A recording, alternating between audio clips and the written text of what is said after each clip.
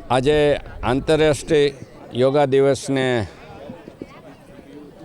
કાર્યક્રમમાં આજે રાજકોટ મહાનગરપાલિકા દ્વારા 12મો યોગા દિવસ ઉજવી રહ્યા છે અને ત્યારે રાજકોટની ખૂબ મોટી સંખ્યામાં ઉપસ્થિત છે અને હું એમ કહું છું કે યોગ માત્ર ખાલી શારીરિક નહીં પણ માનસિક તણાવમાંથી પણ દૂર કરે છે.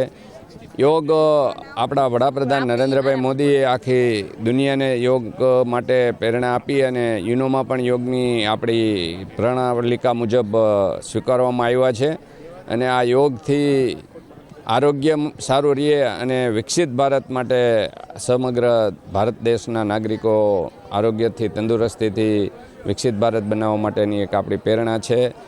સાથે સાથે આપણા ગુજરાતના મુખ્યમંત્રી ભૂપેન્દ્રભાઈ પટેલ અને આપણા નાયબ મુખ્યમંત્રી શ્રી હર્ષભાઈ સંઘવી પણ આમાં ખૂબ પોતાની સમય આપી અને ગુજરાતના લોકો માટે યોગ માટે ખૂબ પ્રેરણા પણ આપે છે અને પ્રોત્સાહિત પણ કરે છે અને એના માટે રાજ્ય સરકાર અલગથી ફંડ પણ ફાળવે છે.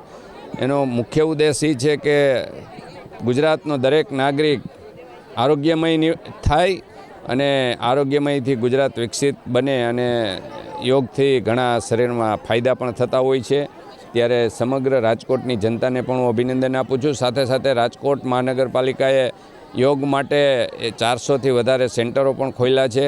એની ટીમને પણ હું અભિનંદન આપું છું અને આવતા દિવસોમાં રાજકોટ યોગમય બને અને દરેક નાગરિક રાજકોટના યોગમાં જોડાય અને પોતાના પરિવાર અને પોતાની તંદુરસ્તી માટે પોતે કાળજી લે અને બધા આગળ આવે એવી હું સૌને વિનંતી પણ કરું છું.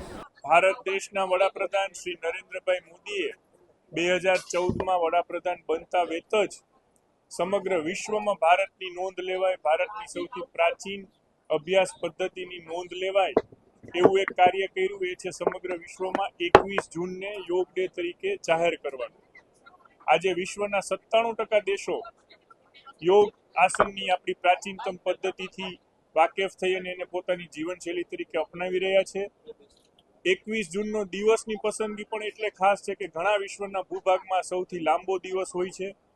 ત્યારે રાજકોટ મહાનગરપાલિકાએ ગુજરાત સરકારના મુખ્યમંત્રી શ્રી ભૂપેન્દ્રભાઈ અને નાયબ મુખ્યમંત્રી શ્રી હર્ષભાઈના સહયોગથી ગુજરાત રાજ્ય યોગ બોર્ડ સાથે 426 રાજકોટમાં એવા લોકેશન આઈડેન્ટિફાઈ કર્યા છે કે જેમાં આવતીકાલે સવારે 7 થી 8 દરમિયાન આગામી વર્ષ પર્યંત યોગની ટ્રેનિંગ કોચિંગ આપવામાં આવશે અને જે સંપૂર્ણ નિઃશુલ્ક છે. રાજકોટના સૌ શહેરીજનોને વિનંતી છે કે આપ તમારા નજીકના યોગ સેન્ટરનો મુલાકાત લઈ અને યોગને તમારી જીવનશૈલી બનાવી અને જે આ વખતે હેલ્ધી એજિંગનો જે કન્સેપ્ટ છે એ કન્સેપ્ટને જીવનમાં ઉતારીને આપણે સૌ આપણી પ્રાચીન પદ્ધતિને અપનાવી નિરોગી રહીએ.